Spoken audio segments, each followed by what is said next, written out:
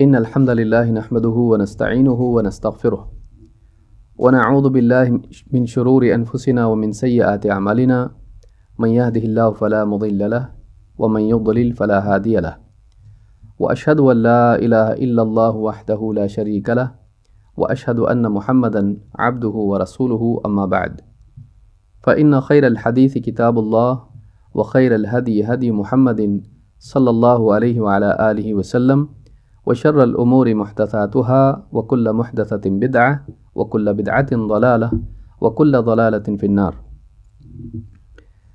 قال الله تبارك وتعالى وما آتاكم الرسول فخذوه وما نهاكم عنه فانتهوا. قابل احترام فضیلت الشیخ مختار احمد مدنی حفظہ اللہ، دیگر اہل علم، میرے محترم دینی بھائیوں اور قابل احترام ماں اور بہنوں،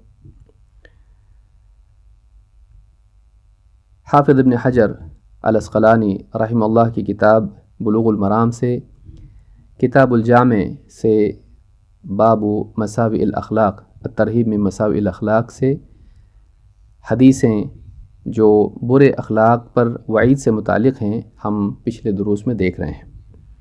آج اسی سلسلے کو جاری رکھتے ہوئے ہم آگے کچھ اور احادیث کا مطالعہ کریں گے انشاءاللہ۔ وعن ابی ذر رضی اللہ عنہ عن النبی صلی اللہ علیہ وسلم فیما یروی عن ربہ قال یا عبادی انی حرمت الظلم علی نفسی وجعلتہ بینکم محرما فلا تظالموا، اخرجہ مسلم۔ حافظ ابن حجر رحمہ اللہ نے ایک لمبی حدیث جو امام مسلم نے روایت کی ہے اس کا ایک خاص حصہ یہاں پر ذکر کیا ہے جو ظلم سے متعلق ہے۔ ابو ذر رضی اللہ تعالیٰ عنہ سے روایت ہے، کہتے ہیں وہ خود نبی صلی اللہ علیہ وسلم سے روایت کرتے ہوئے اور آپ صلی اللہ علیہ وسلم اللہ تعالیٰ سے روایت کرتے ہیں کہ اللہ تعالیٰ کا فرمان ہے کہ اے میرے بندو، یا عبادی، اے میرے بندو، انی حرمت الظلم علی نفسی، میں نے ظلم کو اپنی ذات پر، اپنے آپ پر حرام کر لیا ہے، وجعلتہ بینکم محرما، اور اس ظلم کو تمہارے درمیان آپس میں بھی حرام کر دیا ہے، فلا تظالموا، تو تم آپس میں ایک دوسرے پر ہرگز بھی ظلم نہ کرنا۔ اس حدیث کو امام مسلم نے روایت کیا ہے۔ ایک بہت طویل حدیث ہے جس میں کئی باتیں اللہ رب العالمین نے بیان کی ہیں اور جس میں اللہ رب العالمین کی عظمت، اس کی سخاوت، اس کی عطا اور اللہ کے سامنے بندوں کی عاجزی، محتاجی کا ذکر ہے۔ یہ بہت ہی عظیم الشان حدیث ہے اور علماء نے اس کی شرح میں مستقل کتابیں بھی لکھی ہیں۔ ابن تیمیہ رحمۃ اللہ علیہ نے بہت طویل شرح اس کی ہے۔ تو اس حدیث میں جو اصل بات ہے، جو یہاں پر جو ٹکڑا ابن حجر رحمہ اللہ نے ذکر کیا ہے، وہ اللہ تعالیٰ کی عظمت سے متعلق ہے، اس کے عدل سے متعلق ہے، اور اس میں ایک بات یہ ہے کہ اللہ تعالیٰ کسی پر ظلم نہیں کرتا ہے، اور اسی کو بنیاد بنا کر بندوں کے لیے بات بتائی گئی ہے کہ بندے بھی آپس میں ایک دوسرے پر ظلم نہ کریں، اس لیے کہ ظلم کرنا جائز نہیں ہے، ظلم حرام ہے، اور یہ بہت بڑی برائی ہے، بلکہ اصل برائی یہی ہے، اسی کے نتیجے میں ساری برائیاں جنم لیتی ہیں۔ دو ایسی برائیاں ہیں کہ ان برائیوں کے نتیجے میں ساری خرافات اور ساری برائیاں، سارے گناہ جنم لیتے ہیں، جن کی اصل بنیاد یہ دو چیزیں ہیں۔ کیا ہیں؟ ایک ہے جہالت اور دوسرے ہے ظلم۔ ایک برائی علمی ہے، ایک برائی عملی ہے۔ تو یہ دو برائیاں اگر سماج میں آ جائیں تو اس کے نتیجے میں ساری برائیاں جنم لیتی ہیں۔ تو انہ کان ظلوما جہولا، جیسے اللہ نے انسان کے بارے میں بھی کہا کہ انہ کان ظلوما جہولا، انسان سخت درجے کا، پرلے درجے کا ظالم ہے اور بہت بہت جاہل ہے۔ تو ظلوم اور جہول انسان کے لیے اللہ تعالیٰ نے، یعنی بگڑے ہوئے انسان کے لیے اللہ نے بتایا کہ یہ دو برائیاں انسان میں ہوتی ہیں، ایک تو بہت ظالم ہے اور دوسرے بہت جاہل ہے۔ تو یہ دو برائیاں اللہ نے یہاں پر ذکر کی ہیں جو تمام برائیوں کی اصل اور جڑ ہیں۔ تو آج کے درس میں ہم ظلم سے متعلق کچھ باتیں دیکھیں گے انشاءاللہ۔ اللہ تعالیٰ نے پہلی بات یہ بیان کی کہ انی حرمت الظلم علی نفسی، کہ میں نے اپنے آپ پر اپنی ذات پر ظلم کو حرام کر لیا ہے۔ اللہ تعالیٰ قرآن کریم میں دوسری جگہ فرماتا ہے، ایک جگہ فرماتا ہے وَمَا رَبُّكَ بِظَلَّامٍ لِّلْعَبِيدِ۔ سورہ فصلت آیت نمبر 46 میں اللہ فرماتا ہے کہ اے نبی، آپ کا رب اپنے بندوں پر ہرگز بھی ظلم کرنے والا نہیں ہے۔ اللہ ایسا نہیں کہ بندوں پر ظلم کرے۔ تو اس میں اللہ تعالیٰ نے بندوں پر ظلم کی نفی کی ہے کہ اللہ تعالیٰ کسی بھی بندے پر ظلم نہیں کرتا ہے۔ یہاں پر عبید کہا جو غلام کے لیے استعمال ہوتا ہے، غلاموں کے لیے، اس میں مومن کافر سبھی آ جاتے ہیں۔ تو اللہ تعالیٰ نہ مومنوں پر ظلم کرتا ہے نہ کافروں پر ظلم کرتا ہے، اللہ کسی پر ظلم نہیں کرتا ہے۔ اسی لیے ایک اور آیت جو سورہ کہف کی آیت ہے، اس میں اللہ تعالیٰ فرماتا ہے وَلَا يَظْلِمُ رَبُّكَ أَحَدًا، کہ تیرا رب کسی پر بھی ظلم نہیں کرتا ہے۔ اس میں سارے لوگ آ گئے، یعنی ہر ایک کے لیے نفی ہو گئی، اللہ کسی پر بھی ظلم نہیں کرتا ہے۔ تو کہا کہ وَلَا يَظْلِمُ رَبُّكَ أَحَدًا، یہ سورہ کہف کی آیت نمبر 49 ہے۔ اسی طرح سے قیامت کے دن بھی اللہ تعالیٰ کسی پر ظلم نہیں کرے گا۔ اللہ دنیا میں بھی ظلم نہیں کرتا ہے، دنیا میں انسان پر حالات آتے ہیں، انسان کے ساتھ اچھا برا ہوتا ہے، تو اس میں اللہ کا ظلم نہیں ہوتا ہے، بلکہ اللہ کا عدل ہوتا ہے، بلکہ اس پہ اللہ کی رحمت بھی ہوتی ہے۔ کبھی کسی انسان کو تکلیف ہوتی ہے، وہ تکلیف اس کی دنیاوی اور اخروی کامیابی کا ذریعہ بنتی ہے۔ آپ جتنے بھی سکسیسفل لوگ ہیں، کامیاب لوگ ہیں، ان کی بایوگرافی ہو یا یعنی ان کی آٹو بایوگرافی ہو، ان کی ذاتی زندگی کے حالات اس میں ہوں، آپ ان کی تاریخ دیکھیں گے تو آپ کو دکھائی دے گا کہ بہت سے لوگ جو آج بہت کامیاب ہیں، ان کی شروعات میں بہت پریشانیاں تکلیفیں تھیں۔ آج وہ کیوں کامیاب ہیں؟ ان پریشانیوں میں رہ کر وہ سیکھے، ان کے اندر جذبہ پیدا ہوا، ان کے اندر ایک مقصد جنم لیا، اور اس کے بعد انہوں نے کوشش کی، محنت کی، اسٹرگل کیا، اور پھر آج کامیاب ہوئے۔ تو بعض اوقات انسان کے لیے محرومی پانے کی سیڑھی بن جاتی ہے، ناکامی کامیابی کا ایک بڑی کامیابی کا دروازہ کھولتی ہے۔ تو یہ بعض اوقات دنیاوی پریشانیاں بھی جو ہیں انسان کے لیے آگے کی دنیاوی کامیابی کا ذریعہ بنتی ہے۔ اور اگر وہ ایمان والا ہے تو صبر کر کے اللہ سے راضی ہو کے وہ نہ صرف دنیا میں اس پریشانی کو دعا کے ذریعے سے ہٹانے والا بنتا ہے، بلکہ آخرت میں بھی اللہ کے اجر و ثواب کا، اس کے انعام کا مستحق بنتا ہے۔ تو ہر اعتبار سے اللہ تعالیٰ جو دنیا میں پریشانیاں ڈالتا ہے اس میں بھی ظلم نہیں ہوتا ہے، بلکہ اس میں اکثر خیر ہی بندے کے لیے ہوتی ہے، بشرطے کہ بندہ خیر کی سوچ رکھتا ہو، اس کی سوچ میں بگاڑ نہ ہو۔ تو کہا کہ وَلَا يَظْلِمُ رَبُّكَ أَحَدًا، تیرا رب کسی پر ظلم نہیں کرتا۔ قیامت کے بارے میں کہا الْيَوْمَ تُجْزَى كُلُّ نَفْسٍ بِمَا كَسَبَتْ، آج الْيَوْمَ تُجْزَى كُلُّ نَفْسٍ بِمَا كَسَبَتْ، آج ہر ایک وہی بدلہ پائے گا جو خود اس نے کمایا ہے۔ یعنی دنیا میں جو کچھ کام اس نے کیے تھے اس کے اپنے اعمال کے مطابق اس کو بدلہ دیا جائے گا، اچھا یا برا۔ لا ظلم اليوم، آج کچھ ظلم نہیں ہوگا، آج کوئی ظلم ہونے والا نہیں۔ لا ظلم اليوم ان اللہ سریع الحساب، اللہ بہت جلد حساب لینے والا ہے۔ تو یہ سورہ غافر کی آیت ہے، آیت نمبر 17۔ اس میں اللہ نے قیامت کے دن کے بارے میں بتایا، جس دن کے بارے میں سورۃ الفاتحہ میں ہے کہ مالک یوم الدین، وہ بدلے کے دن کا مالک ہے۔ تو اس دن اللہ تعالیٰ کسی پر ظلم نہیں کرے گا، نہ دنیا میں ظلم کرتا ہے نہ آخرت میں ظلم کرتا ہے۔ تو اللہ نے فرمایا کہ انی حرمت الظلم علی نفسی، میں نے اپنے آپ پر ظلم کو حرام کر دیا ہے۔ اس سلسلے میں شیخ ابن عثیمین رحمۃ اللہ علیہ فرماتے ہیں حرمت، میں نے اپنے اوپر اس کو حرام کیا ہے، کہتے ہیں ای منعت الظلم علی نفسی، میں نے ظلم کو اپنے لیے منع کر دیا ہے، ممنوع کر دیا ہے، روک دیا ہے کہ میں کسی پہ ظلم نہیں کروں گا، اپنے لیے اس کو میں نے ممنوع قرار دیا ہے۔ وَلِلَّهِ تَعَالَى أَن يُحَرِّمَ عَلَى نَفْسِهِ مَا شَاءَ وَلَهُ أَن يُوجِبَ عَلَى نَفْسِهِ مَا شَاءَ، اللہ تعالیٰ یعنی اپنے اوپر اللہ کا حق ہے، اللہ کے لیے کوئی منع نہیں کر سکتا اللہ کو اس سے۔ اللہ تعالیٰ کا اختیار ہے کہ چاہے تو کسی چیز کو اپنے اوپر حرام کر لے اور چاہے تو اپنے اوپر کسی چیز کو لازم کر لے، واجب کر لے۔ جسے اللہ نے کہا كتب على نفسه الرحمہ، كتب ربك على نفسه الرحمہ، تیرے رب نے اپنے اوپر رحمت کو لکھ دیا ہے۔ عربی زبان میں قرآن کی عمومی اصطلاح میں لکھ دینا اکثر لازم کر دینا یعنی حتمی قرار دے دینا اس کے لیے آتا ہے. تو کتب علیکم القتال، کتب علیکم الصیام، اس طرح کے الفاظ جو آتے ہیں کا مطلب یہ ہے کہ تم پر فرض کر دیا گیا ہے، لازم کر دیا گیا ہے کہ تم کو کرنا ہی پڑے گا. اللہ تعالیٰ اپنے لیے جو چاہے لازم کر دے کہ اللہ کرے گا ہی یہ، اور اللہ تعالیٰ کو اختیار ہے کہ اپنے لیے جس چیز کو چاہے ممنوع قرار دے دے کہ میں یہ نہیں کروں گا. اپنے لیے اللہ تعالیٰ اختیار کر لے کہ کرے گا یا نہیں کرے گا، تو یہ اللہ کا اختیار ہے. تو فتح ذی الجلال والاکرام میں یہ بات شیخ ابن عثیمین نے کہی. اس تعلق سے امام الصنعانی کہتے ہیں کہ والظلم مستحیل فی حقہ تعالی، ظلم اللہ کے حق میں مستحیل ہے، ہو ہی نہیں سکتا کہ اللہ تعالیٰ ظلم کرے. لأن الظلم فی عرف اللغہ، اس لیے کہ ظلم یعنی عربی زبان کے اعتبار سے عرف میں لغت کے التصرف فی غیر الملک او مجاوزت الحد، کہتے ہیں کہ ظلم عربی کے استعمال کے اعتبار سے کہاں استعمال ہوتا ہے؟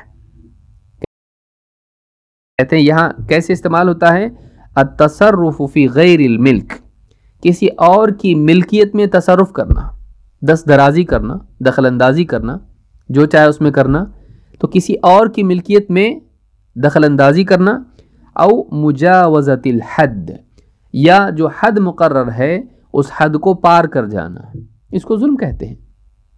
یا تو کسی اور کی ملکیت میں آدمی دخل دے، کسی اور کی پراپرٹی میں جو چاہے خود کرے، اس کو ظلم ہے. اس کا تھا وہ اس نے کیوں کیا، یہ ظلم ہے. کسی اور کی چیز ہڑپ لی، ظلم ہے. دوسرے یہ کہ جو حد اس کے لیے تھی اس کو نہیں کرنا چاہیے تھا وہ کر بیٹھا، یہ بھی ظلم ہوتا ہے. جیسے آپ دیکھیں گے اللہ تعالیٰ نے آدم علیہ السلام سے کہا وَلَا تَقْرَبَا هَذِهِ الشَّجَرَةَ، آدم و حوا سے کہا اس پیڑ کے قریب مت جانا، فَتَكُونَا مِنَ الظَّالِمِينَ، تم ظالموں میں سے ہو جاؤ گے. تو حد پار کری تم نے تو ظالموں میں سے ہو جاؤ گے. تو ایک تو حد پار کرنا، یا دوسرا کسی اور کی ملکیت کو لینا، اس میں جو چاہے تصرف کرنا، یہ دونوں ظلم ہوتا ہے. کہتے ہیں وَكِلَاهُمَا مُحَالٌ فِي حَقِّهِ تَعَالَى، یہ دونوں کی دونوں چیزیں اللہ کے حق میں محال ہیں، ہو ہی نہیں سکتا اللہ کے لیے. کیوں؟ لِأَنَّهُ الْمَلِكُ لِلْعَالَمِ كُلِّهِ، اس لیے کہ سارے عالم کا تو وہی مالک ہے، کسی اور کی پراپرٹی تو ہے ہی نہیں کچھ، تو وہ جو چاہے کرے. یعنی مثال کے طور پر کسی کی وفات ہوتی مثلا تو ہم کیا پڑھتے ہیں؟ اِنَّا لِلَّهِ وَإِنَّا إِلَيْهِ راجعون. للہ، جیسے للہ ما اعطا، جو اللہ کا اختیار ہے، جس کو چاہے جو عطا کرے، وَلَهُ مَا أَخَذ، جس کے لیے اختیار ہے کہ جس کا چاہے لے لے. تو اللہ تعالیٰ کسی کو اگر زندگی دیتا ہے اللہ کو اختیار ہے، اللہ کسی کو موت دیتا ہے اٹھا لیتا ہے اللہ کو اختیار ہے. تو سب کچھ اللہ ہی کا ہے. اگر اللہ کچھ لے لے تو کسی اور کا اس نے نہیں لیا، اللہ ہی کا ہے، اس نے لے لیا. اِنَّا لِلَّهِ وَإِنَّا إِلَيْهِ راجعون، ہم اللہ ہی کے ہیں اور پلٹ کے ہم کو اللہ ہی کے پاس جانا ہے. تو ہمارا وجود، ہماری ملکیت، ہمارا سب کچھ اللہ کا ہے. اگر اللہ تعالیٰ اس میں سے کچھ لے تو وہ ظلم نہیں ہوتا ہے، وہ اللہ ہی کا ہے جو اللہ نے لیا، تو یہ ظلم نہیں ہے. تو کہتے ہیں کہ یہ محال ہے کیونکہ ساری ملکیت اللہ کی ہے. لِأَنَّهُ الْمَلِكُ لِلْعَالَمِ كُلِّهِ الْمُتَصَرِّفُ بِسُلْطَانِهِ فِي دِقِّهِ وَجُلِّهِ، چھوٹی یا بڑی کوئی بھی چیز ہو، ہر چیز میں وہ اپنی قدرت سے، اپنی حکومت کے اعتبار سے وہ دخل اندازی کر سکتا ہے، کیونکہ سارا اس کا ہے. بڑی ہو چیز، چھوٹی ہو چیز، ہر چیز اس کی ہے اور اس کو حق ہے کہ وہ کسی بھی چیز میں تصرف کرے. تو حدیں پار، حد اللہ کے لیے کوئی حد ہے ہی نہیں کہ وہ یہ نہیں کر سکتا، یہ کر سکتا ہے، فلاں کی چیز ہے اس لیے اللہ کی نہیں ہے، اللہ اس سے آگے کچھ نہیں کر سکتا. اللہ کے لیے کوئی حد نہیں، اللہ کے لیے کوئی اور قانون نہیں ہے جس نے کسی نے بنایا ہو کہ اللہ کے لیے یہ حد ہے، اللہ نے اس سے آگے نہیں کچھ کرنا چاہیے. تو اس اعتبار یعنی لا يسأل عما يفعل وهم يسألون، اللہ نے کہا کہ اللہ سے کوئی پوچھ نہیں سکتا ہے، اللہ تعالیٰ سب سے سوال کر سکتا ہے. یعنی ان لوگوں سے پوچھا جائے گا، یہ اللہ سے نہیں پوچھ سکتے اللہ تو نے ایسا کیوں کیا، ایسا کیوں نہیں کیا. اللہ سے کوئی، اللہ کا کوئی محاسبہ نہیں کر سکتا ہے، اللہ سب کا محاسبہ کر سکتا ہے. کیوں؟ اس لیے کہ وہ مالک ہے اور سارے بندے ہیں. تو اللہ کے لیے ظلم، علامہ صنعانی کہتے ہیں مستحیل ہے. اللہ کے لیے بول ہی نہیں سکتے ظلم، کیونکہ سبھی تو اسی کا ہے. تو پھر اس کے لیے ظلم ہوا کہاں سے؟ اور اس کے لیے کوئی حد نہیں ہے. تو ظلم کا لفظ اللہ کے لیے ہو سکتا نہیں، اللہ ظالم نہیں اور اللہ ظلم نہیں کرتا۔ لیکن یہاں پر سوال ہوتا ہے کہ پیدا ہوتا ہے کہ اللہ نے کہا کہ میں نے حرام کر لیا ہے اپنے اوپر، تو اس کے کیا معنی ہے؟ شیخ ابن عثیمین رحمۃ اللہ علیہ فرماتے ہیں وَالظُّلْمُ يَدُورُ عَلَى شَيْئَيْن، ظلم کا مدار دو چیزوں پر ہوتا ہے، اما عدوان و اما نقص حق، یا تو سرکشی کرنا، یا پھر یعنی حد پار کر جانا، یا پھر کسی کے حق میں کمی کرنا، کسی کا حق دینے میں کمی کرنا، تو ان دونوں اعتبار سے ظلم کا استعمال ہوتا ہے۔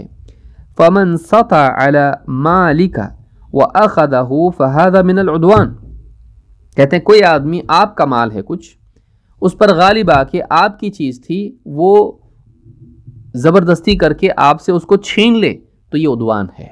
وہ آپ کا تھا، اس نے آپ کو دینے کی بجائے آپ سے لے لیا اس کو۔ جیسے آپ نے کہیں پر کام کیا اور اس نے تنخواہ نہیں دی آپ کو، وہ آپ کا حق تھا، کیونکہ اس نے کہا تھا کہ تم کرو گے تو میں دوں گا، تم کام کرو گے تم کو اتنی تنخواہ ملے گی۔ آپ نے کام کیا اور اس کے بعد اس نے تنخواہ نہیں دی، تو آپ کا حق تھا، اس نے کیا کیا؟ بس وہ مالک ہے، جو چاہے کرے، اس نے آپ کا حق آپ کو نہیں دیا، تو یا آپ کو دیا اور چھین بھی لیا آپ سے۔ تو کوئی اگر کسی کا حق ہے اس کو چھینتا ہے، آپ کا مال چھین لے، تو کہتے ہیں یہ عدوان ہے۔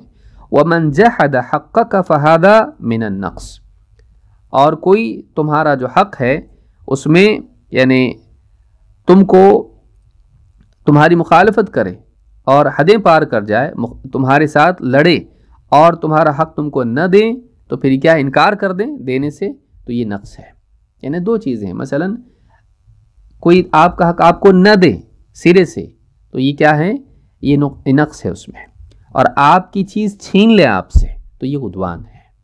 یہ دونوں چیزیں جو ہیں کہتے ہیں فالرب عز وجل لا يمكن ان ينقص انسانا حسنة عملها ابدا، اللہ رب العزت کا معاملہ یہ ہے کہ یہ ممکن ہی نہیں کہ وہ کسی انسان کا عمل جو اس نے کیا ہے، اس کی بھلائی، اس کی نیکی اس کو نہ دے، یا اس کا اجر اس کو نہ دے، اس میں نقص پیدا کرے، اس میں کو دینے میں کمی کرے، جتنا اس نے کیا تھا اس کے مطابق اس کو انعام نہ دے، ایسا نہیں کر سکتا ہے۔ ولا يمكن ان يضيف اليه عقوبة سيئة لم يعملها، اور یہ ممکن نہیں ہے کہ کوئی گناہ اس نے کیا نہیں تھا، نہ عمل کے اعتبار سے نہ سبب کے اعتبار سے، اس گناہ میں اس کا کوئی دخل نہیں تھا، اس نے کیا ہی نہیں، اس کو نہ کروایا نہ کیا، نہ سکھایا، نہ اس میں کوئی دخل ہے اس کا، تو کوئی آدمی اگر کوئی گناہ نہیں کیا تو یہ ممکن نہیں کہ اللہ تعالیٰ اس کو اس کی سزا دے۔ یعنی کوئی بھلائی کی ہے تو اللہ تعالیٰ اس کا انعام نہ دے، اور کوئی برائی کی نہیں کی ہے تو اللہ تعالیٰ اس برائی کی اس کو سزا دے، ایسا نہیں ہو سکتا ہے۔ تو کہتے ہیں کہ ولا يمكن ان يضيف اليه عقوبة سيئة لم يعملها، قال اللہ تعالی ومن يعمل من الصالحات وهو مؤمن فلا يخاف ظلما ولا هضما، کہ جو کوئی نیک اعمال کرے شرط یہ ہے کہ وہ مومن بھی ہو، فلا يخاف ظلما ولا هضما، وہ نہ ظلم سے ڈرے نہ ہضم سے ڈرے، اسے آخرت میں کوئی خوف نہیں ہے، نہ ظلم کا خوف اس کے لیے ہے نہ ہضم کا۔ ہضم کیا ہوتا ہے؟ ابن عباس ابن الجوزی رحمۃ اللہ علیہ فرماتے ہیں قال اللغویون الہضم النقص، عربی زبان میں کہتے ہیں کہ الہضم کا لفظ آتا ہے، ہضم اللہ نے کہا، کہتے اس سے مراد ہے نقص، کمی کرنا۔ تقول العرب ہضمت لک من حقی ای حطت، عربی زبان میں کسی چیز کو ساقط کر دینا، محو کر دینا یا اس کو کم کر دینا، یہ اس کو کیا کہتے ہیں؟ ہضم کہتے ہیں۔ تو ابن عباس رضی اللہ تعالیٰ عنہ سے روایت ہے، کہتے ہیں لا يخاف ظلما ولا هضما، اللہ تعالیٰ نے فرمایا کہ نہ وہ ظلم سے ڈرے نہ ہضم سے ڈرے، کہتے ہیں لا يخاف ابن آدم یوم القیامت ان یظلم فیزاد علیہ سیئاتہ، ابن آدم کو قیامت کے دن اس بات کا خوف نہیں ہوگا کہ اس پر ظلم کیا جائے اور اس کے گناہ کو بڑھا دیا جائے، کچھ کیا نہیں تھا اور زبردستی تھونپ دی اس پہ گناہ، ایسا نہیں ہو سکتا ہے، یہ ظلم نہیں ہوگا اس پر۔ ولا یظلم فیہضم فی حسناتہ، اور ایسا بھی نہیں ظلم ہوگا اس پر کہ اس کے گناہ، اس کی نیکیوں کو گھٹایا جائے، بلا سبب اس کی نیکیاں زیادہ تھی، اس کو اللہ اس کا اجر کم دے یا نیکیوں کو غائب کر دے۔ میں نے کیا تھا لیکن میرے نامہ اعمال میں نیکی ہے ہی نہیں، ساری شروط پوری کی، صحیح طریقے سے کیا، اور اللہ تعالیٰ اس کے نامہ اعمال سے اس کو غائب کر دے، یا نامہ اعمال میں تو ہو لیکن اللہ اس کا انعام نہ دے، یا انعام دے تو دے لیکن اس کا جتنا حق بنتا تھا انعام کا اس سے کم دے، نہیں ہوگا ایسا۔ وَلَا يَخَافُ ظُلْمًا وَلَا حَظْمًا، اللہ تعالیٰ ایسا نہیں کرتا ہے۔ قرآن کریم میں اللہ تعالیٰ فرماتا ہے، اب بندوں کے لیے اللہ نے فرمایا، حدیث قدسی میں کیا کہا، میں نے ظلم کو اپنے اوپر حرام کیا ہے، دنیا میں بھی اور آخرت میں بھی، مومن پر بھی اور کافر پر بھی، تو تم بھی آپس میں ایک دوسرے پر ظلم نہ کرو۔ یہ صرف مسلمانوں سے خطاب نہیں ہے، یا عبادی میں سب لوگ آ گئے، اس کے مخاطب نہ صرف اہل ایمان ہیں بلکہ کفار بھی ہیں، لیکن اہل ایمان من باب اولا ہے، وہ تو زیادہ اس کے مخاطب ہیں۔ کیوں؟ اس لیے کہ وہ اپنے رب کا حکم مانتے ہیں، وہ اپنے رب کو جانتے ہیں، وہ جانتے ہیں کہ رب ظلم نہیں کرتا ہے اور ظلم سے اس نے منع کیا ہے، تو زیادہ حقدار ہیں اس بات کے، اور زیادہ ان پر ضروری ہے کہ وہ ظلم سے بچیں۔ اللہ تعالیٰ قرآن کریم میں فرماتا ہے، وَقَدْ خَابَ مَنْ حَمَلَ ظُلْمًا، وَقَدْ خَابَ مَنْ حَمَلَ ظُلْمًا، وہ شخص ناکام و نامراد ہو گیا جس نے ظلم کا بوجھ اٹھا لیا، جس نے ظلم کا ارتکاب کیا۔ معلوم ہوا کہ ظلم آخرت میں ناکامی لاتا ہے، ظلم آخرت میں ذلت اور تباہی اور بربادی اور ناکامی لاتا ہے۔ لہٰذا انسان کو چاہیے کہ دنیا میں کسی بھی بندے پر، چاہے وہ مومن ہو کافر ہو، انسان ہو یا جانور ہو، اس پر ظلم کرنے سے بچے۔ ابن کثیر رحمۃ اللہ علیہ فرماتے ہیں، وَقَوْلُهُ وَقَدْ خَابَ مَنْ حَمَلَ ظُلْمًا ای یوم القیامہ، قیامت کے دن ناکام ہو جائے گا۔ فَإِنَّ اللَّهَ سَيُؤَدِّي كُلَّ حَقٍّ إِلَى صَاحِبِهِ، اس لیے کہ قیامت کے دن اللہ تعالیٰ حق کو اس کے حقدار کے حوالے کرے گا، حَتَّى يَقْتَصَّ لِلشَّاةِ الْجَمَّاءِ مِنَ الشَّاةِ الْقَرْنَاءِ، یہاں تک کہ اللہ تعالیٰ ایک بے سینگ بکری کو اگر سینگ والی بکری نے مارا ہوگا تو اللہ تعالیٰ اس کا بھی قصاص دلوائے گا، اس کا بھی بدلہ دلوائے گا۔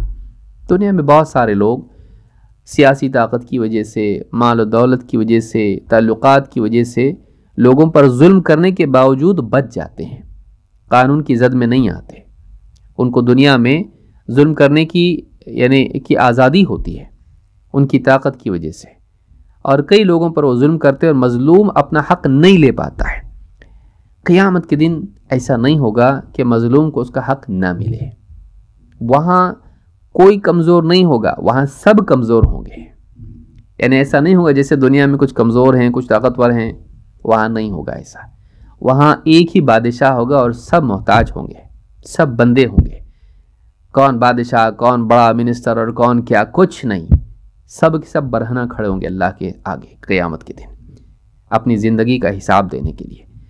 وہاں پھر کمزور اپنا حق مانگے گا اللہ سے، اور اللہ تعالیٰ اس کو اس کا حق دلائے گا اس طاقتور سے جو دنیا میں طاقتور تھا۔ اب کاہے کی طاقت سے، اب کوئی طاقت نہیں ہے، اب صرف اللہ تعالیٰ کی بادشاہت ہے۔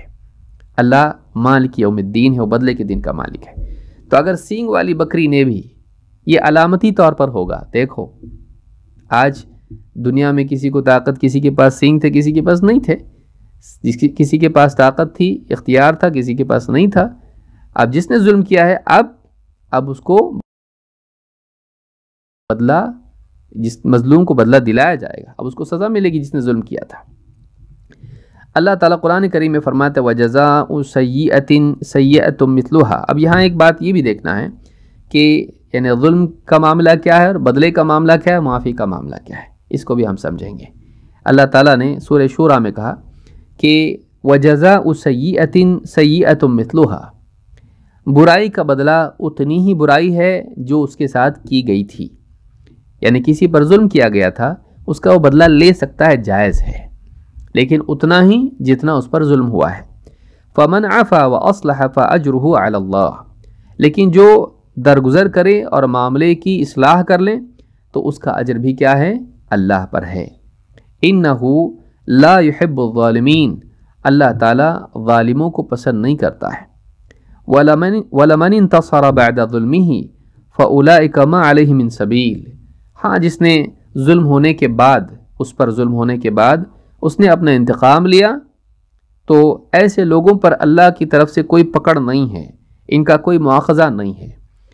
انما السبیل علی الذین یظلمون الناس ویبغون فی الارض بغیر الحق، پکڑ ان لوگوں کی ہونے والی ہے، پکڑ ان لوگوں کی ہونے والی ہے۔ انما السبیل علی الذین یظلمون الناس، مواخذہ ان کا ہے، مجرم وہ ہیں، قابل ملامت اور قابل سزا وہ لوگ ہیں کہ جو ناحق لوگوں پر ظلم کرتے ہیں۔ یظلمون الناس ویبغون فی الارض بغیر الحق، اور ناحق زمین میں سرکشی کرتے ہیں، زمین میں کیا کرتے ہیں؟ سرکشی کرتے ہیں، ناحق کرتے ہیں۔ اولئک لہم عذاب علیم، ایسے لوگ یہی وہ لوگ ہیں جن کے لیے دردناک عذاب ہے، یہی وہ لوگ ہیں جن کے لیے دردناک عذاب ہے۔ وَلَمَنْ صَبَرَ وَغَفَرَ إِنَّ ذَلِكَ لَمِنْ عَزْمِ الْأُمُورِ، اور وہ شخص جس نے صبر کیا اور معاف کر دیا، جس ظالم کو معاف کر دیا، ظلم پر صبر کیا اور ظالم کو معاف کر دیا، إِنَّ ذَلِكَ لَمِنْ عَزْمِ الْأُمُورِ، تو یہ بہت ہی اونچے کاموں میں سے ہے، اعلیٰ اخلاق میں سے، یہ بہت پختہ چیزوں میں سے دین کی، اور یہ بہت ہمت کے کاموں میں سے ہے کہ کوئی عام آدمی یہ نہیں کر پائے گا، یہ مضبوط لوگ کرتے ہیں جو کردار کے اعتبار سے، کیریکٹر کے اعتبار سے بہت سالڈ ہوتے ہیں۔ تو اس سورہ شورى کی آیت نمبر 40 سے 43 تک ہے، اس میں اللہ نے دونوں باتیں بیان کی ہیں۔ نمبر 1، اللہ نے بتایا کہ ظلم حرام ہے، سرکشی حرام ہے، کسی پر ظلم نہیں کیا جانا چاہیے، اور اس کے بعد اللہ تعالیٰ نے بتایا کہ اگر کسی پر ظلم ہوا ہے تو وہ اپنا انتقام لے سکتا ہے، لیکن اتنا ہی جتنا اس پر ظلم ہوا ہے، وہ خود ظلم کے بدلے ظلم نہیں کر سکتا ہے۔ لیکن تیسری چیز اللہ نے یہاں پر یہ بتائی کہ اگر وہ معاف کر دے تو یہ اعلیٰ اخلاق میں سے ہے، تو یہاں پر اللہ تعالیٰ نے ترغیب دی معاف کرنے کی۔ اسی لیے آپ دیکھیں گے کہ اللہ کے نبی صلی اللہ علیہ وسلم نے فتح مکہ کے بعد لوگوں کو معاف کر دیا ہے۔ جو ابو سفیان کے ہاں چلا جائے گا اس کو معاف کر دیا جائے گا، چھوڑ دیا، کوئی اس کی پکڑ نہیں، کوئی اس کے لیے مواخذہ نہیں، اور کئیوں کو عام آزادی، یعنی عام طور سے آپ نے اعلان کر دیا تھا رحمت کا۔ تو یہ اعلیٰ اخلاق ہے، مسلمان کو ایسا ہونا چاہیے۔ تو اس حدیث میں ہم نے، چونکہ اس سے پہلے بھی ظلم سے متعلق کئی حدیثیں ہم دیکھ چکے ہیں، تو زیادہ تفصیل اس میں ہم نہیں کریں گے۔ اس میں یہ بات ہم نے دیکھی کہ اللہ بھی ظلم نہیں کرتا ہے، لہٰذا اللہ پر ایمان کا تقاضا ہے کہ اللہ کے بندے بھی ظلم نہ کریں۔ ہاں اگر کسی پر ظلم ہوا ہے اور وہ انتقام لیتا ہے تو پھر یہ جائز ہے اس کے لیے، لیکن بہتر یہ ہے کہ وہ معاف کر دے۔ آئیے ہم آگے بڑھتے ہیں۔ حدیث نمبر 15 یہ اس میں غیبت سے متعلق ہے۔ وعن ابی ہریرہ رضی اللہ عنہ ان رسول اللہ صلی اللہ علیہ وسلم قال اتدرون ما الغیبہ قالوا اللہ ورسولہ اعلم قال ذکرک اخاک بما یکرہ قیل ارأیت ان کان فی اخی ما اقول قال ان کان فیہ ما تقول فقد اغتبتہ وَإِن لَّمْ يَكُنْ فَقَدْ بَهَتَّهُ اخرجہ مسلم۔ ابو ہریرہ رضی اللہ تعالیٰ سے روایت ہے، کہتے ہیں اللہ کے رسول صلی اللہ علیہ وسلم نے ارشاد فرمایا اتدرون ما الغیبہ، صحابہ سے پوچھا تمہیں معلوم ہے غیبت کیا ہے؟ تمہیں معلوم ہے غیبت کیا ہے؟ قالوا اللہ ورسولہ اعلم، صحابہ نے کہا اللہ اور اس کا رسول ہی جانتا ہے۔ قال ذکرک اخاک بما یکرہ، تیرے اپنے بھائی کا تذکرہ تو اس طرح کرے کہ اسے پسند نہ ہو، کسی کا تذکرہ اس طور پر تو کرے کہ اسے پسند نہ ہو۔ قیل ارأیت ان کان فی اخی ما اقول، صحابہ نے کہا کہ آپ فرمائیں کہ اگر آپ کا اس بارے میں کیا کہنا ہے، اگر واقعی وہ برائی اس کے اندر موجود ہے، وہ عیب اس میں موجود ہے اور ہم اس کا تذکرہ کریں تب بھی؟ قال ان کان فیہ ما تقول فقد اغتبتہ، اگر اس میں وہ برائی ہے، اگر اس میں وہ عیب ہے اور وہ تذکرہ تم کرو تب تو تم نے غیبت کی۔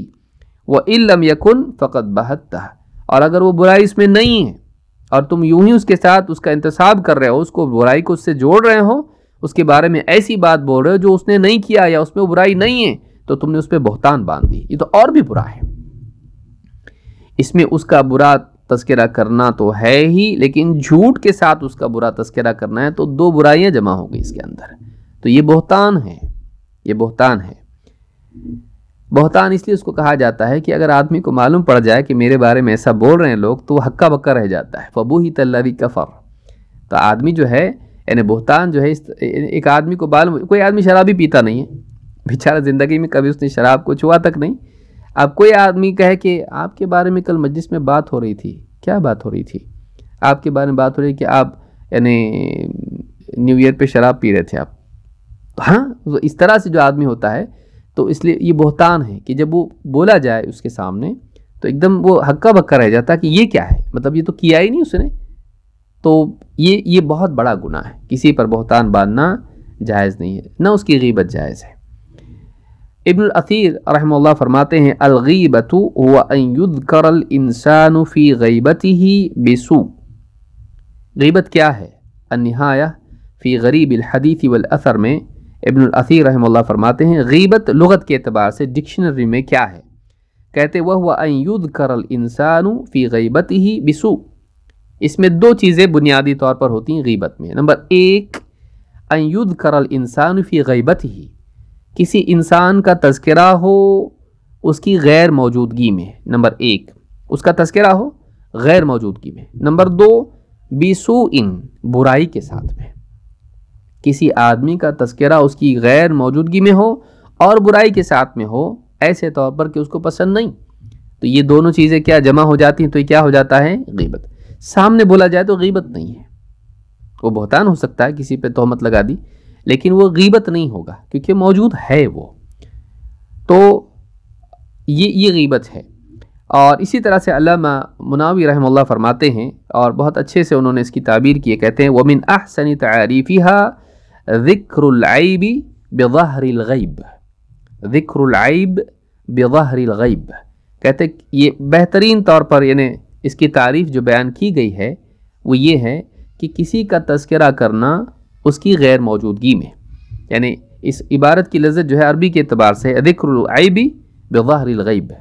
التوقیف علی مہمات التعاریف میں یہ بات علامہ مناوی نے کہی ہے۔ قرآن کریم میں اللہ تعالیٰ نے اس سے منع کیا ہے، اہل ایمان کو اس سے منع کیا ہے، خصوصاً اسلامی معاشرے کے بگاڑ میں اس کا بہت دخل ہوتا ہے، تعلقات کی خرابی میں، عزتوں کی خرابی میں اس کا بہت دخل ہوتا ہے، اور اس کی وجہ سے اسلامی معاشرہ کمزور ہو جاتا ہے۔ ہر آدمی برا ہے تو پھر لوگ کیا ہوں گے؟ آپس میں ایک دوسرے کا احترام نہیں کریں گے، آپس میں ایک دوسرے پر اعتماد نہیں کریں گے، تو اس سے اسلامی عمارت کمزور ہوتی ہے، معاشرے کی عمارت کمزور ہوتی ہے، اس لیے بہت بری چیز ہے یہ۔ اور خود غیبت کرنے والے کا کیریکٹر خراب ہو جاتا ہے اس سے، کہ اس کی اپنی سوچ بگڑ جاتی ہے اس کی وجہ سے، سب برے ہیں یا کوئی فلاں برا ہے، اس کی برائی کر کے دل میں گلٹی فیلنگ بھی ہوتی ہے، تو یہ بھی ایک برائی ہے۔ اللہ تعالیٰ فرماتا وَلَا يَغْتَبْ بَعْضُكُمْ بَعْضًا أَيُحِبُّ أَحَدُكُمْ أَن يَأْكُلَ لَحْمَ أَخِيهِ مَيْتًا فَكَرِهْتُمُوهُ وَاتَّقُوا اللَّهَ إِنَّ اللَّهَ تَوَّابٌ رَحِيمٌ۔ سورۃ الحجرات آیت نمبر 12۔ اللہ فرماتا ہے وَلَا يَغْتَبْ بَعْضُكُمْ بَعْضًا، تم میں سے کوئی کسی کی غیبت نہ کرے۔ أَيُحِبُّ أَحَدُكُمْ أَن يَأْكُلَ لَحْمَ أَخِيهِ مَيْتًا، کیا تم اس بات کو پسند کرتے ہو کہ تم اپنے مرے ہوئے بھائی کا گوشت کھاؤ؟ فَكَرِهْتُمُوهُ، تم تو اس کو بہت ناپسند کرتے ہو، تم تو نفرت کرتے ہو اس سے۔ وَاتَّقُوا اللَّهَ، بس اللہ سے ڈرو، اللہ سے ڈرو۔ إِنَّ اللَّهَ تَوَّابٌ رَحِيمٌ، اللہ بڑا توبہ قبول کرنے والا، رحم فرمانے والا ہے۔ اللہ توبہ کرو، اللہ سے اگر غلطی کی ہے اللہ کی طرف رجوع کرو، اللہ تعالیٰ معاف کرنے والا، توبہ قبول کرنے والا، رحم کرنے والا ہے۔ اس آیت میں اللہ تعالیٰ نے ایک تو حکم دیا اور اس برائی کی برائی بتائی، اس گناہ کی برائی کو اللہ نے بیان کیا کہ غیبت کیا ہے، حقیقت میں غیبت ہے کیا۔ اللہ نے کہا کہ کوئی تم میں سے کسی کی غیبت نہ کرے، اور دوسری بات اللہ نے کہی تو کیا تم اس بات کو پسند کرتے ہو کہ تمہارا اپنا بھائی ہے اور وہ مر جائے اور مرنے کے بعد تم اس کا گوشت کھاؤ؟ کتنی بری چیز ہے، تم مانتے ہو نا اس کو برا، تو مت کرو ایسا، اللہ سے توبہ کرو اگر تم نے ایسا کیا ہے تو، اور امید ہے کہ اگر تم توبہ کرو گے تو اللہ تم پر رحم فرمائے گا۔ تو یہاں پر یہ بات اللہ نے بیان کی ہے، تو معلوم ہے کہ غیبت مردہ بھائی کا گوشت کھانے کی طرح ہے۔ اللہ کے نبی صلی اللہ علیہ وسلم کے صحابی ہیں عمر ابن عاص رضی اللہ تعالیٰ عنہ، ان کے بارے میں قیس کہتے ہیں کان عمر ابن العاص یسیر مع نفر من اصحابہ، عمر ابن عاص رضی اللہ تعالیٰ عنہ اپنے بعض صحابہ کے ساتھ ساتھیوں کے ساتھ جا رہے تھے، فمر علی بغل میت قد انتفخ، ان کا گزر ایک خچر پر ہوا تو انہوں نے دیکھا کہ وہ بالکل مر کے ایک دم پھول گیا تھا، جب سڑ جاتا ہے کئی دن گزر جاتے ہیں تو لاش جو ہے پھول جاتی ہے، تو جو پڑا ہوا خچر تھا وہ مر کے ایک دم بالکل پھول گیا تھا۔ فقال واللہ لأن یأکل احدکم هذا حتی یملأ بطنہ خیر من ان یأکل لحم مسلم، کہ اللہ کی قسم ایک آدمی یہ مرا ہوا خچر کھائے، اتنا گوشت اس کا کھائے کہ پیٹ بھر جائے، اس کا پیٹ بھر کے، کوئی آدمی ایک لقمہ نہیں کھا سکتا ہے گھٹیا چیز بری چیز کا، مردار گوشت کھا سکتا ہے کوئی آدمی، وہ سڑا ہوا گوشت کھا سکتا ہے؟ نہیں، کہا کہ اتنا کھائے پیٹ بھر کے کھائے، اتنی تکلیف دے اپنے آپ کو، اتنا برا کام غلط کام کرے۔ مردار کھانا شرعاً حرام بھی ہے اور انسانی فطرت کو وہ بہت ناپسند بھی ہے، دونوں چیزیں جمع ہیں اس میں، شرعی قباحت بھی ہے اور فطری اس کے اندر یعنی کراہت بھی اس کے اندر ہے۔ تو کہا کہ کوئی آدمی پیٹ بھر کے گوشت کھائے، مجھے یعنی یہاں تک کہ پیٹ بھر جائے، مجھے یعنی یہ بہتر ہے اس سے کہ وہ اپنے بھائی کا گوشت کھائے، یعنی وہ اس کی غیبت کرے۔ اپنے بھائی کا گوشت کھانا کیا ہے؟ یہ عبارت جو ہے، قرآنی عبارت جو ہے، یہ حدیثوں میں بھی یہی بات آتی ہے، بھائی کا گوشت کھانا سے مراد کیا ہوتا ہے؟ غیبت کرنا۔ یہ امام البخاری نے الادب المفرد میں اس کو روایت کیا ہے، حدیث نمبر 736، اور یہ روایت صحیح ہے۔ انس رضی اللہ تعالیٰ سے روایت ہے كانت العرب يخدم بعضهم بعضا في الاسفار وكان مع ابی بکر وعمر رجل يخدمهما، کہتے ہیں کہ انس رضی اللہ تعالیٰ کہتے ہیں کہ عرب سفروں میں ایک دوسرے کی خدمت کیا کرتے تھے۔ عربوں کا ایک معمول تھا کہ سفر میں خاص طور سے ایک دوسرے کی خدمت کرتے تھے، اور عام حالات میں بھی ان کے اندر سخاوت بہت زیادہ تھی، مسافروں کا بھی بہت حق یاد رکھتے تھے اور اس کا حق ادا کرتے تھے۔ تو كانت العرب يخدم بعضهم بعضا في الاسفار، عرب سفروں میں آپس میں ایک دوسرے کی خدمت کرتے تھے۔ وكان مع ابی بکر وعمر رجل يخدمهما، حضرت ابو بکر صدیق رضی اللہ تعالیٰ عنہ اور حضرت عمر رضی اللہ تعالیٰ عنہ دونوں کے ساتھ ایک خادم ہوا کرتا تھا، جو ایک شخص تھا جو خدمت کرتا تھا ان کی۔ فنام، تو سفر میں وہ سو گیا۔ واستيقظ ولم يهيئ طعاما، تو یعنی دونوں بھی جب بیدار ہوئے، ولم يهيئ طعاما، تو اس نے کھانا پکایا نہیں تھا سفر میں۔ فقال ان هذا لنؤوم بینکم، تم سارے لوگوں میں سب سے زیادہ سونے والا آدمی ہے۔ تو انہوں نے بطور عیب ذکر کیا کہ کیسا سونے والا ہے، سوتا ہی رہتا ہے سوتا ہی رہتا ہے، تو سب میں زیادہ سونے والا یہی ہے۔ فأيقظاه، تو دونوں بیدار ہوئے تھے اور یہ بیدار نہیں ہوا، کہا کیسا آدمی ہے، سوتا رہتا ہے سوتا رہتا ہے، حالانکہ دیکھیے وہ موجود ہے وہاں پر، لیکن وہ سویا ہوا ہے، گویا کہ غیر حاضر ہے، وہ ایبسنٹ ہے، وہ کانشیس نہیں ہے وہ۔ تو فأيقظاه، دونوں نے اٹھایا اس کو، بولنے کے بعد اٹھایا۔ فقال ائتی رسول اللہ صلی اللہ علیہ وسلم فقل له ان ابا بکر وعمر یقرئانک السلام وہما یستأذمانک، کہ جاؤ اللہ کے رسول صلی اللہ علیہ وسلم کے پاس جاؤ اور سلام کہو ہماری طرف سے، کہو کہ ابو بکر و عمر کا تم کو سلام ہے، آپ کو سلام ہے، اور دونوں آپ سے کھانے کے لیے کچھ مانگ رہے ہیں، یعنی سالن مانگ رہے ہیں سمجھ لیجئے۔ تو اس زمانے میں جو ہے تیل استعمال کیا جاتا تھا زیتون وغیرہ کا، روٹی اس کے ساتھ اس کو بھی کھا لیتے تھے لوگ، تو کہا کہ کچھ کھانے کے لیے ہم کو بھیجیے، اللہ کے نبی صلی اللہ علیہ وسلم سے کھانے کے لیے منگوایا، گزارش کی۔ فأتاہ، وہ شخص گیا اللہ کے نبی صلی اللہ علیہ وسلم کے پاس، فقال اخبر، آپ صلی اللہ علیہ وسلم نے اس شخص سے کہا فأخبرہما فقال اخبرہما انہما قد اعتدما، جا کے ان کو بتاؤ، کہو کہ تم تو کھا چکے۔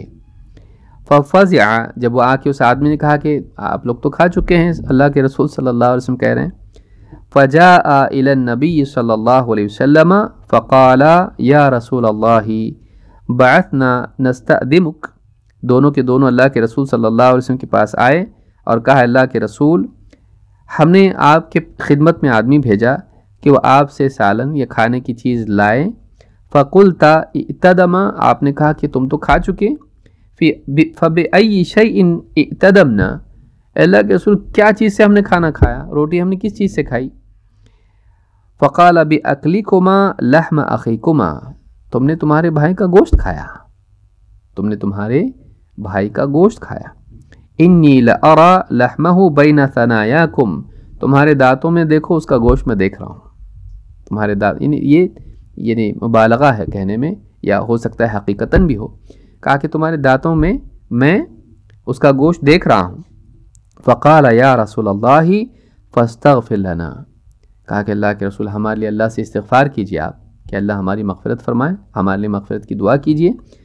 قال ہو یستغفر لہما فلیستغفر لہما، کہا کہ وہ اس کو چاہیے کہ وہ تمہارے لیے استغفار کرے، کیونکہ تم نے اس کی غیبت کی، اس کی برائی تم نے کی، تو اس کو چاہیے کہ تمہارے لیے استغفار کرے۔ اس سے معلوم ہوتا ہے کہ جو آدمی کسی کی غیبت کرے اس کے لیے طریقہ یہ ہے کہ اس سے اپنے لیے کیا کرے، استغفار کروائے، تو کہا کہ اس سے اپنے لیے مغفرت کی دعا کراؤ۔ امام الخرائطی نے اس کو مساوی الاخلاق میں روایت کیا ہے، اور اسی طرح سے دوسرے محدثین نے بھی اس کو ذکر کیا اور الفاظ انہی کے ہیں۔ الصحیحہ میں شیخ الالبانی نے 2608 پر کہا کہ اس کی سند صحیح ہے۔ تو اس حدیث سے بات معلوم ہوتی ہے کہ اتنا سا بول دینا بھی غیبت ہو جاتا ہے، کہ تو بہت سوتا ہے یہ تو اس طرح سے، کیونکہ ایسے طور پر تذکرہ ہے جس سے اس کو پسند نہیں آئے گا، اور اس کی موجودگی میں ایک اعتبار سے ہے، لیکن کیا ہے، وہ سویا ہوا ہے، غفلت میں ہے۔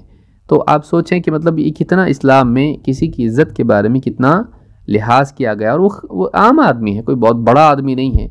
آدمی کیا سمجھتا ہے، بھئی بڑوں کی غیبت نہیں کرنا، برا لگتا ہے ان لوگوں کو، پیسے والے اور اقتدار والے ایسے لوگ ہیں، ان کی غیبت نہیں کرنا، برا لگا تو ہمارے تعلقات خراب ہوں گے۔ عام آدمی کی غیبت کر سکتے ہیں، اپنے خادم کی غیبت کر سکتے ہیں۔ تو اس طرح سے ہم، یعنی ہمارے ہاں بھی جو ہے بڑا چھوٹا اور اس کی چلتی اس کی نہیں چلتی، غیبت کسی مسلمان کی نہیں کرنا جس سے اس کو برا لگے، بلکہ زندگی میں یعنی کسی کی غیبت کرنا یہ بھی برا ہے، اس کی موت کے بعد کرنا تو اور بھی برا ہے، اس لیے کہ وہ اپنے دفاع کے لیے موجود نہیں ہے۔ جیسے غیبت کرنے والا وہ اپنی یعنی غیر موجودگی میں اپنا دفاع نہیں کر سکتا ہے، کیسے اپنے آپ کو ڈیفینڈ کرے؟ لیکن ہو سکتا ہے جھوٹ بھی ہو اس کے بارے میں، آپ کی غلط فہمی ہو اس کے بارے میں، تو ایک آدمی اپنا دفاع نہیں کر سکتا، اپنی عزت کو بچانے کے لیے کچھ بول نہیں سکتا ہے۔ مرنے والا تو اور بھی تو آ ہی نہیں سکتا ہے، تو اس کی برائی کرنا اس کے مرنے کے بعد میں یہ ٹھیک نہیں ہے۔ اللہ کے نبی صلی اللہ علیہ وسلم فرماتے ہیں اذا مات صاحبکم فدعوہ، جب تمہارا ساتھی مر جائے چھوڑ دو اس کو، ولا تقعوا فیہ، اس کی عزت میں ہاتھ دست درازی مت کرو، یعنی اس کے اندر کیڑے مت نکالو، اس کے بارے میں برائیاں کرتے مت بیٹھو، اس کی غیبت کرتے مت بیٹھو، گیا وہ اب چھوڑ دو اس کو۔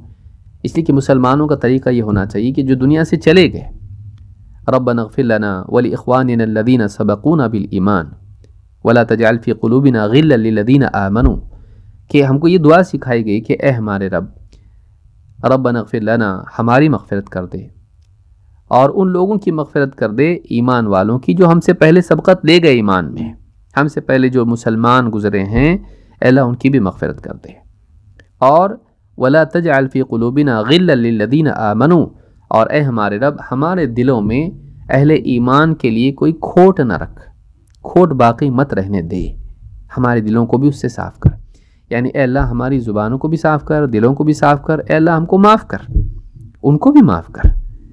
تو یہ مزاج مسلمان کا ہوتا ہے، لیکن ایک آدمی دنیا سے چلا گیا اور ہم اس کی غیبتیں کرتے رہیں تو یہ مناسب نہیں ہے۔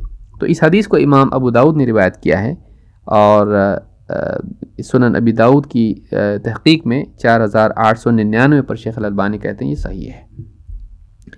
آپ فرماتے ہیں، اللہ کے رسول صلی اللہ علیہ وسلم فرماتے ہیں ان من ارب الربا الاستطالة فی عرض المسلم بغیر حق، بڑھ چڑھ کے سود لینا، بدترین سود یہ ہے، بدترین سود یہ ہے کہ کسی مسلمان کی عزت ناحق خراب کی جائے، کسی مسلمان کی عزت میں زبان لمبی کی جائے۔ استطالہ علماء نے کہا کہ یہاں مراد یہ ہے کہ آدمی زبان کو مطلق چھوڑ دے، آدمی لمبی زبان کرے، اس کی یعنی عزت کے بارے میں آدمی بڑھ چڑھ کے بولے۔ تو ناحق کسی کی عزت خراب کرنا، اس کی عزت میں ایسی آنچ آئے ایسی بات کرنا، یہ ناحق جائز نہیں ہے۔ اس کی تفصیل ہم آگے بھی دیکھیں گے انشاءاللہ کہ پھر کیا اس میں گنجائش ہے ایسا کرنے میں یا مطلق غیبت حرام ہے، وہ ہم دیکھیں گے، شاید آج موقع نہیں مل پائے گا اس کا، اگلے درس میں ہم اس کو دیکھ سکتے ہیں۔ تو کہا کہ بدترین سود یہ ہے کہ کسی مسلمان کی عزت خراب کی جائے ناحق، اس کے بارے میں ناحق بولا جائے، ایسی بات جس سے اس کی عزت خراب ہوتی ہو۔ امام احمد اور ابو داؤد نے اس کو روایت کیا ہے، اور صحیح الجامع صغیر حدیث نمبر 2203 پر شیخ الالبانی کہتے ہیں کہ حدیث صحیح ہے۔ اللہ کے رسول صلی اللہ علیہ وسلم فرماتے ہیں لما عرج بی مررت بقوم لهم اظفار من نحاس یخمشون وجوہہم وصدورہم، جب معراج کی رات مجھے لے جایا گیا تو اوپر آسمان میں گیا، مررت بقوم لهم اظفار من نحاس، میرا گزر ایسے لوگوں پر سے ہوا جن کے ناخن تانبے کے تھے یا پیتل تانبے کے تھے، یخمشون وجوہہم وصدورہم، وہ اپنے ان ناخنوں سے اپنے چہرے کو اور اپنے سینے کو نوچ رہے تھے۔ فقلت من ہؤلاء یا جبریل، میں نے کہا کہ جبریل یہ کون لوگ ہیں، یہ کون لوگ ہیں، کیا کر رہے ہیں، کون ہیں یہ؟ قال هؤلاء الذين يأكلون لحوم الناس ويقعون في اعراضهم، جبریل نے کہا کہ اللہ کے رسول یہ وہ لوگ ہیں جو لوگوں کا گوشت کھاتے تھے، ويقعون في اعراضهم، اور ان کی عزتوں میں واقع ہوتے تھے، یہ لوگوں کی غیبت کرتے تھے اور ان کی عزت کو پامال کرتے تھے۔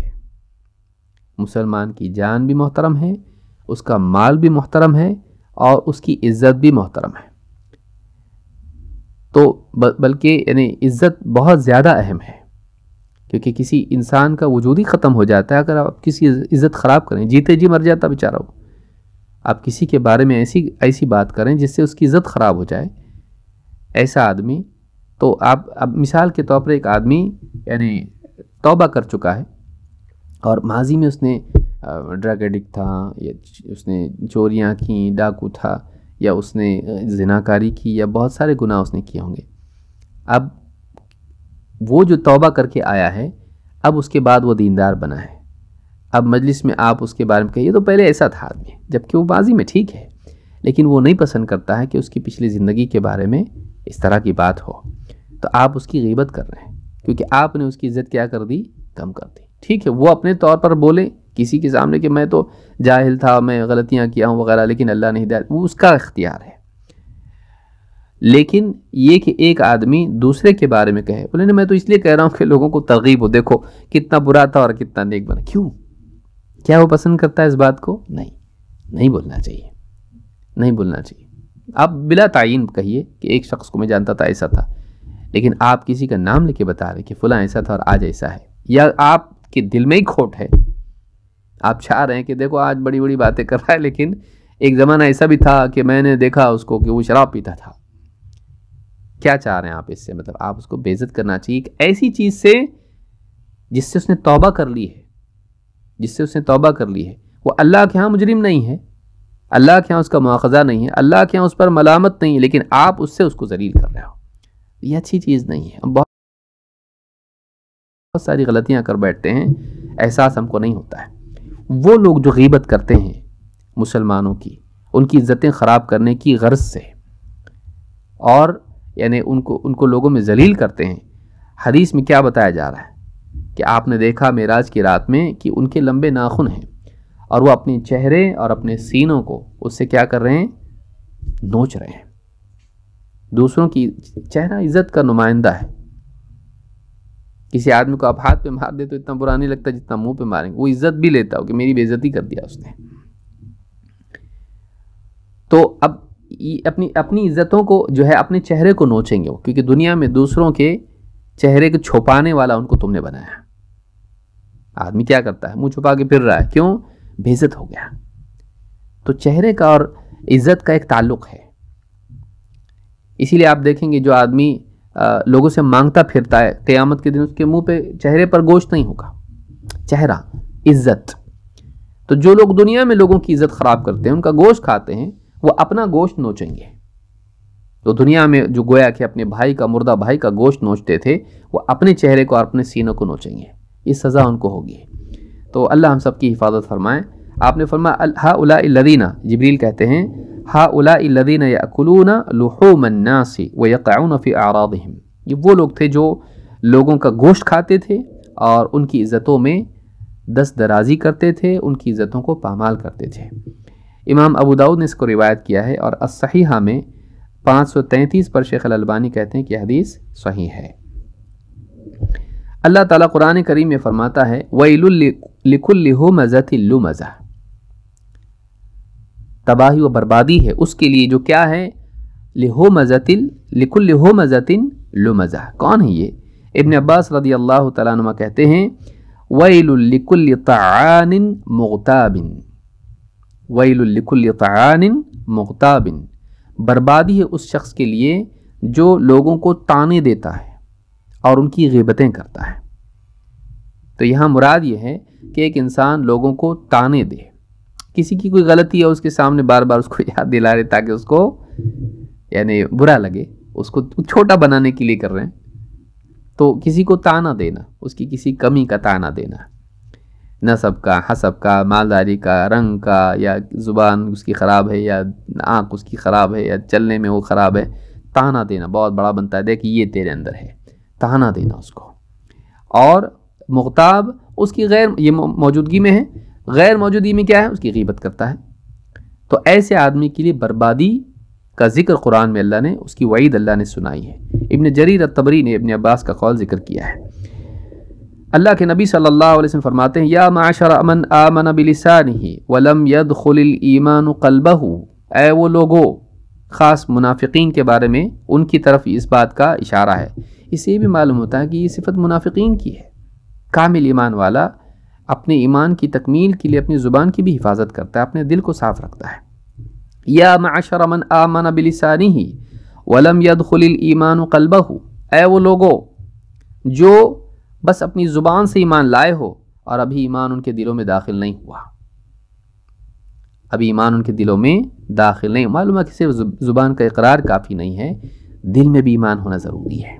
اہل سنت والجماعت کا عقیدہ ہے کہ ایمان قلب کے یقین و اقرار کا نام ہے، زبان کے اقرار کا نام ہے، اور اسی طرح سے بدن سے صادر ہونے والے اعمال بھی ایمان میں داخل ہیں۔ یہ پوری چیزیں مل کے ایمان بنتا ہے۔ وَلَمْ يَدْخُلِ الْإِيمَانُ قَلْبَهُ وَلَا لَا تَغْتَابُ الْمُسْلِمِينَ وَلَا تَتَّبِعُوا عَوْرَاتِهِمْ، مسلمانوں کی غیبت مت کرو، لا تغتاب المسلمین ولا تتبعوا عوراتہم، اور ان کی پوشیدہ چیزوں کی جاسوسی مت کرو، پیچھے مت پڑو کہ دیکھیں کیا غلطی کرتا، کچھ ملتا کیا اس سے، کچھ ایسا، بہت سے لوگ اس کی ٹوہ میں رہتے ہیں۔ یہاں بتایا جا رہا ہے ولا تتبعوا عوراتہم، ان کے عیوب کی ٹوہ میں مت رہو، کہ تلاش میں نہ رہو کہ کہیں سے کچھ مل جائے کہ میں اس کو اپنے لیے لیوریج کے طور پر استعمال کروں، اپنے لیے ایک میرے ہاتھ میں چابک آ جائے، ہنٹر آ جائے کہ میں اس کے ذریعے سے اس کو ہمیشہ پیٹتا رہوں، کوئی کمی مل جائے مجھ کو اس کی کہ گردن مروڑ دوں اس کی، میں بہت بڑا بنا پھرتا ہے۔ آدمی ایسا چاہتا ہے، رشتہ داریوں میں، دینی میدان میں بھی ہوتا ہے، یا اسی طرح سے تجارت میں، یا جو بھی لوگ ہیں سیاست میں۔ تو یہ جو چیز ہے وَلَا تَتَّبِعْ عَوْرَاتِهِمْ، ان کے پیچھے مت پڑو، ان کی ٹوہ میں مت رہو، ان کے عیوب کی یعنی تلاش میں مت رہو۔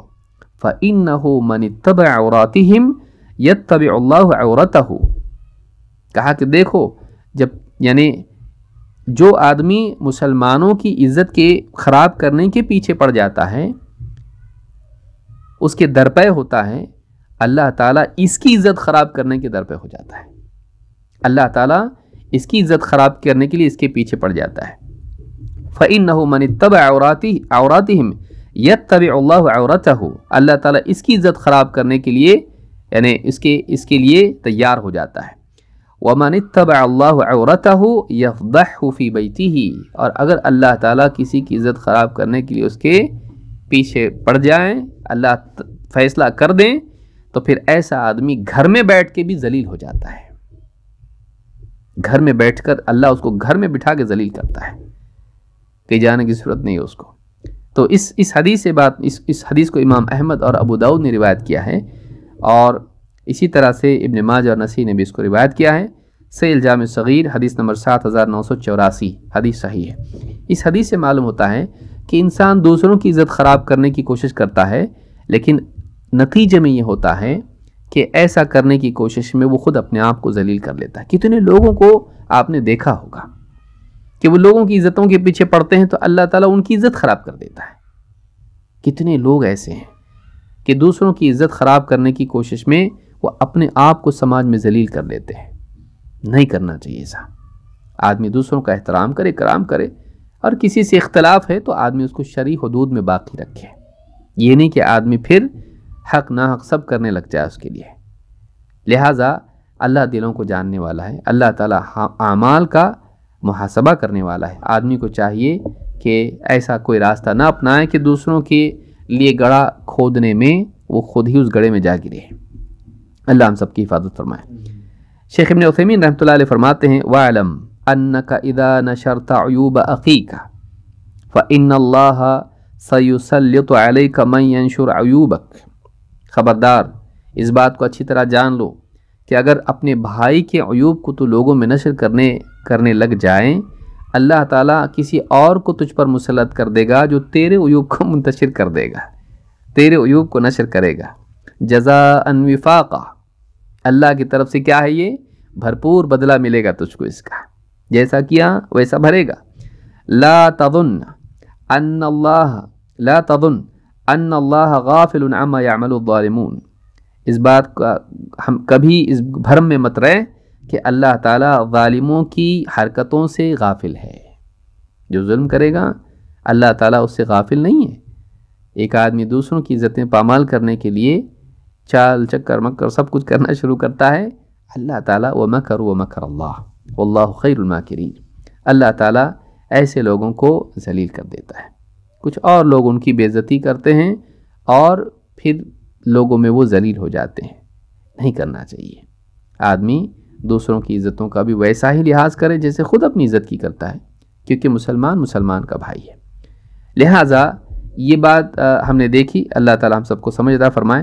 اس میں ایک بات رہ جاتی ہے کہ کیا کسی کی غیبت کرنا سرے سے حرام ہے؟ کیونکہ بدعتی لوگ بہت خوش ہو جائیں گے اس طرح کے درس سے، بولیں گے دیکھو ہم تو بول رہے تھے نا کہ ہم لوگوں کے بارے میں تم کہتے ہو کہ ہم لوگ بدعات کرتے ہیں، ہم لوگ خرافات کرتے ہیں، شرکیات کرتے ہیں، مت بولو ہمارے بارے میں کچھ بھی برا. تمہارے ممبروں سے بولا جاتا ہے، تمہارے علماء بولتے ہیں، دروس میں بولتے ہیں، یہ کیوں کرتے؟ پھر روکو. تو یہ جو شبہ ہے میں سمجھتا ہوں اس ضمن میں اس پہ بھی گفتگو ہونا ضروری. انشاءاللہ اگلے درس میں اس کو ہم دیکھیں گے.